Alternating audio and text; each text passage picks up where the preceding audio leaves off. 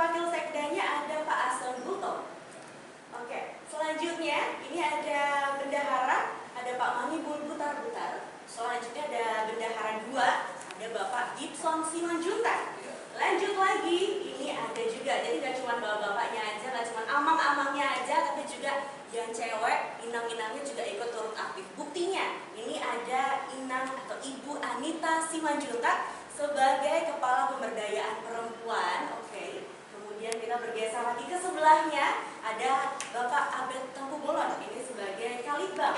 Terus sebelahnya lagi ada Bang Rustam Pardede. Tuh, jadi ada anak mudanya juga. Jadi ya Bang Rustam Pardede ini sebagai Kasatgas. Kita sekarang bergeser ke sebelah sini, ada yang masih belum dikenalkan. Di sini ada Bapak Effendi Hutagalung sebagai Kabiro Wirausaha. Kemudian juga ada sebelahnya ada Ibu Beatrix Pardede, Ibu Beatrix Gurbako Sri Kandi, ya kan. Jadi mungkin udah diwakilin gitu marga-marganya, tapi ternyata ada marga yang buat saya pribadi itu baru kayak Gurbako. Jadi Batak apa ini?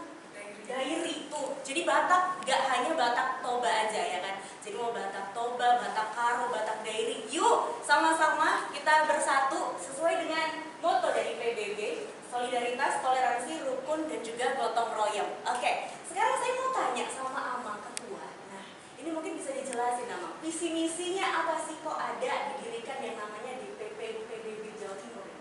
Ya, terima kasih. Saya perkenalkan Bernard Manulu, Ketua DPD Jatim PBB. Yang tadi sudah disebutkan satu persatu, mulai dari Sekda, Waksekda, Bendahara, dan Serikandi kami dan Pemberdayaan Perempuan, termasuk Kalitbang kami dan Satgas kami. Jadi perlu saya garis bawahi bahwa misi visi mengapa terbentuknya adalah yang mana pada dahulu kala ya, ini pemuda Batak Bersatu ini pemudanya belum ada yang signifikan, artinya belum ada kemauan ataupun tekad, keinginan, kerinduan, masih terpecah-pecah. Makanya oleh sebab itu sesuai dengan sejarahnya bahwasannya ketua umum kami Bapak Lam Siombing dengan Arnold Simamora dan Linton Manulu itu mereka berkumpul di sebuah warung. Ini ceritanya. Sebuah warung terciptalah itu akhirnya 3 orang itu membentuklah pendiri di situ, dikembangkanlah mulai dari Bekasi sampai ke seluruh Indonesia sekarang. Yang mana Bekasi momennya adalah tentang pertama kali adalah momennya masalah hukum.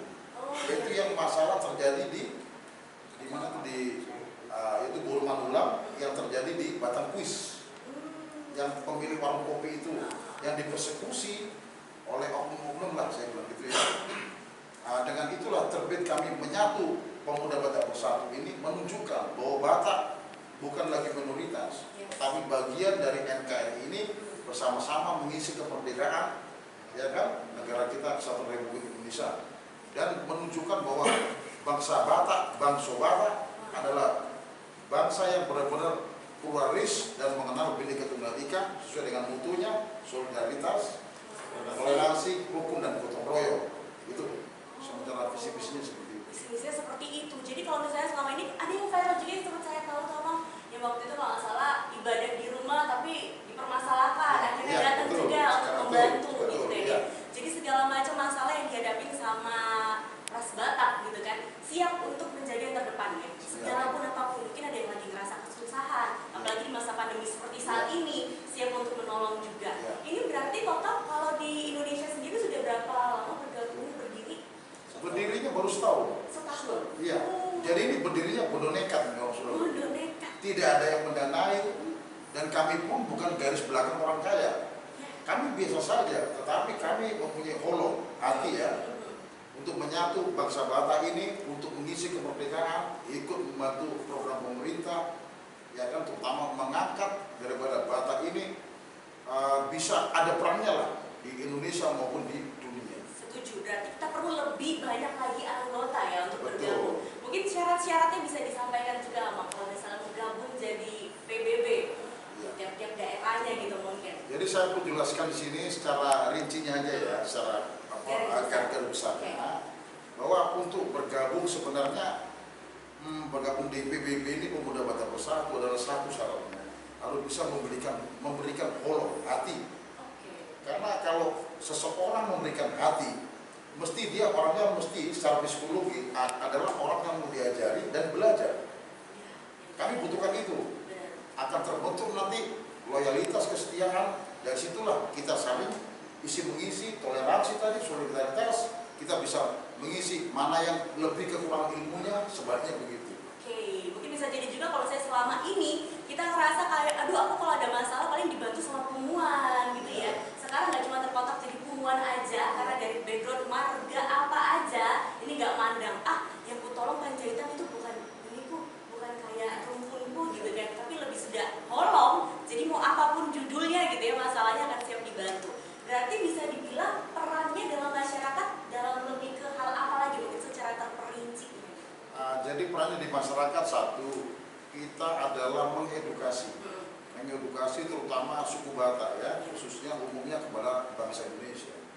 Yaitu kita mengedukasikan tentang satu keadatan kita, yaitu Dalian Natulu, yaitu Somba Marmulahula, Manat Marbungan Tubuh, Elek Marbulu. Inilah tiga pilar ini dicampur dengan tadi memberikan holong tadi hati kepada PBB ini, sehingga terbentuklah satu kesatuan yang kuat. Itulah dibilang pemuda Batak Bersatu.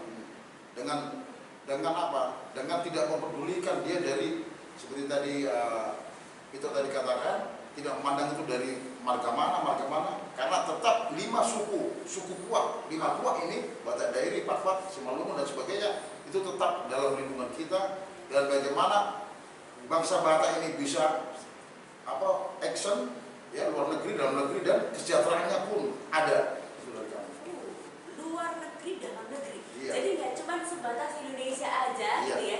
Jadi kalau misalnya punya saudara-saudara di luar negeri gitu ya, yang rasa kayak ada masalah mungkin di sana, atau mungkin juga pengen mendirikan PBB cabang luar negeri, bisa banget gitu abangnya. Oke, terus dalam waktu dekat ada acara apa nih, ada gawean apa nih yang bisa ketemu atau bersatu kumpul gitu?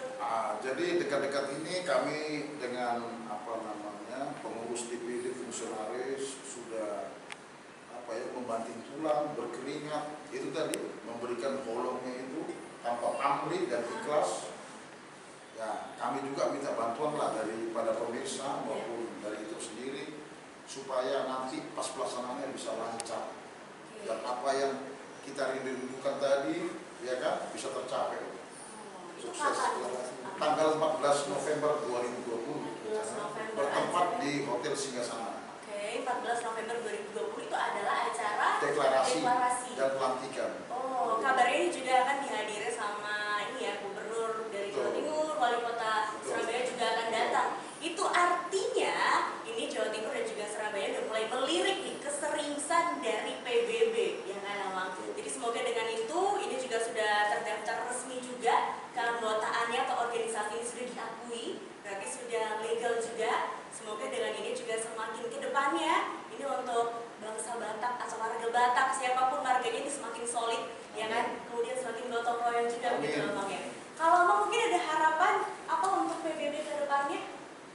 Harapan PBB ke depan adalah biarlah PBB ini menjadi suatu ormas ya, terutama suku bangsa Batak ini supaya bisa menjadi garam terang, menjadi saluran berkat bagi orang lain, sehingga benar-benar bangsa Batak yang mana katanya sih keturunan bangsa Israel 12 suku yang hilang itu terwujud di dalam tujuannya menyenangkan hati Tuhan. Itu aja. Menyenangkan hati Tuhan, itu kuncinya. Jadi nggak cuma sebatas masalah duniawi aja Bang ya, tapi tujuannya ini organisasi ini dibentuk juga untuk menyenangkan Tuhan, menjadi perpanjangan tangan Tuhan untuk membantu saudara. Karena kalau misalnya kita pengennya bantu jauh-jauh, mulai dulu dong dari sekitarnya, saudara-saudaranya dulu. Makanya langsung aja yang tergerak ketika melihat tayangan ini, kalau baru tahu gitu mungkin, oh ada ternyata pemuda Batak Bersatu dan nggak perlu jauh-jauh, di daerah Surabaya, di Jawa Timur juga sudah ada gitu ya. Bisa langsung segera bergabung untuk kita semakin memperbesar gitu ya, semakin memperkokoh yang namanya Batak ini untuk menjadi sesuatu dan juga nggak lagi dipandang sebagai minoritas. Jadi kalau misalnya mau bergabung, ini ada yang dihubungin atau gimana caranya kalau mau gabung Bang? Jadi kalau sistemnya penghubungan itu biasanya mereka ada yang melalui teman ke teman saudara-saudaranya langsung datang ke sekretariat, atau kedua ada juga yang menghubungi salah satu pengurus kita. Oh, oke. Itu. Mungkin ada media sosial gitu sekarang zamannya. Ada di mana Facebook, itu? Instagram, Facebook. ada semua. Cari DPP Jatim gitu ya? DPD Jatim. Oke, DPD Jatim dicari aja segera Facebooknya bergabung. Facebooknya ya. Dan Oke. saya beritahu juga masuknya gratis, nggak dipungut biaya. Gratis. Tetapi ada surat pernyataan Hmm. yang namanya fakta integritas. Tetapi itu semuanya sih cuma pelengkap sih. Yang penting adalah memberikan hatinya itu, maleon roha. Itu yang penting satu poin. Holongnya. Holong. Ada batasan usia mungkin? Oh, kalau kami bebas, selama itu sehat, saya dari COVID semuanya bebas. Dari Covid. Tapi judulnya kadang ada yang kiper gara-gara pemuda. Aduh, pemuda aku nggak Iya. muda gitu. Nah, Kayak artinya gitu. gini, meskipun saya juga udah umur 50 tahun, Nggak kelihatan sama tapi kayak- jiwa kita ini semua adalah seorang pemuda yang energik, patah setuju. semangat, dan selalu improvisasi.